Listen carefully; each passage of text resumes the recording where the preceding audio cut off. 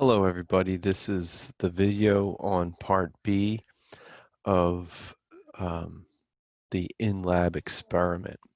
Okay, so uh, I want to go over the calculations that you're going to upload into Canvas for your report.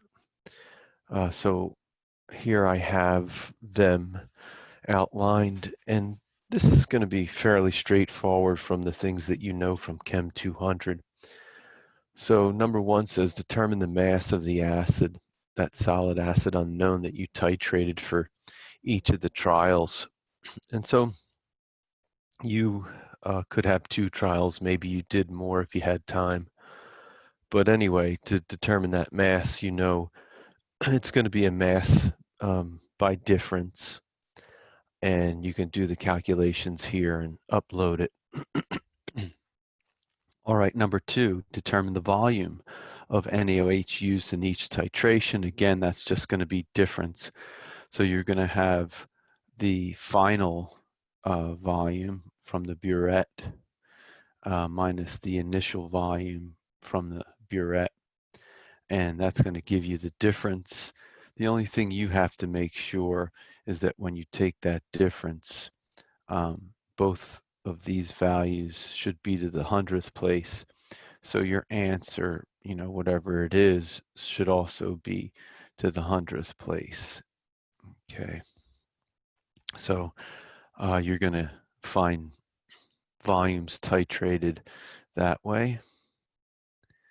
Number three, it says using the given molarity of the standardized NaOH. Now, in lab, I wrote that up on the board.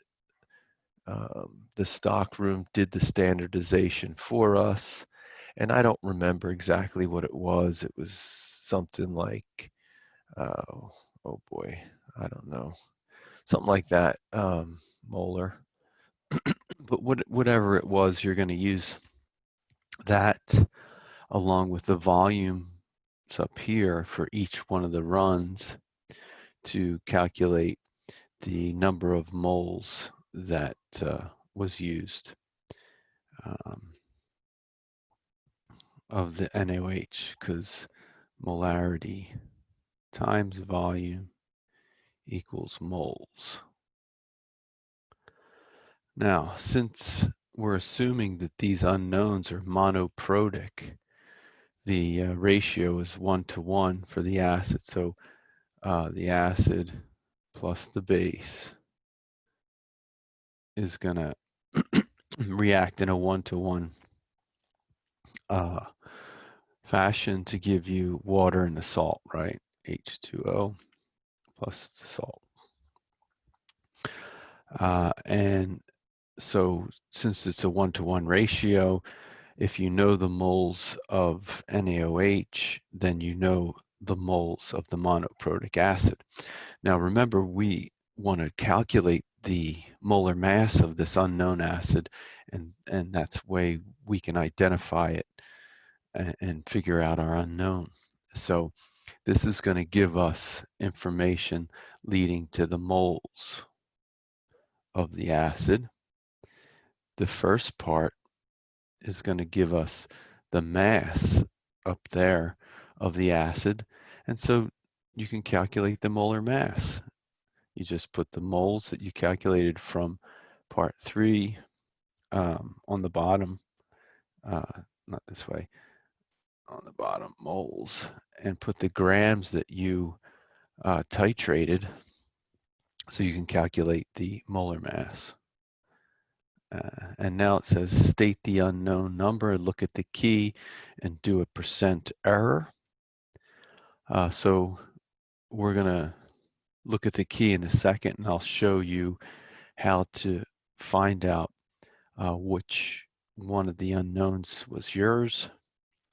Now, once you do number 6, it says look up standard deviation and calculate this by hand for the 2 trials. There's a lot of YouTube videos on standard deviation, and they're only about 3 minutes to maybe 10 minutes long. I think a 3 or 5 minute illustration on YouTube is enough that you can watch and then calculate the standard deviation for your values. And then this last question, why is the precision of the standardized NaOH, the thing that the stockroom gave us the value for up there, why is that precision important for obtaining precise and accurate results for the molar mass? So you can think about that, write it up and upload it. But I want to go back to question 6 now and share this key that I'm going to also include in Canvas in this assignment section. So a new share, and here's the key that I'm going to upload. So here is your unknowns, unknown 1 right here, unknown 2, and unknown 3.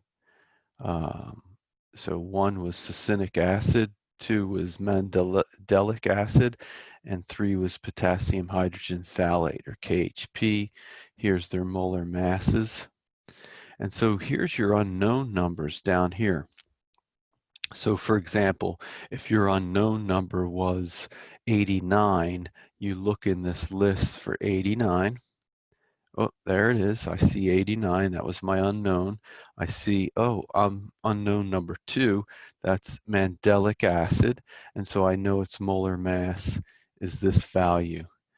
And so that's how you use this table to pick out your unknown number and match it to one of 3 unknowns that you were given. So I hope that's enough to get you on your way so you can finish that report and upload it into Canvas by the due date. Again, thanks for listening. I hope that this was helpful.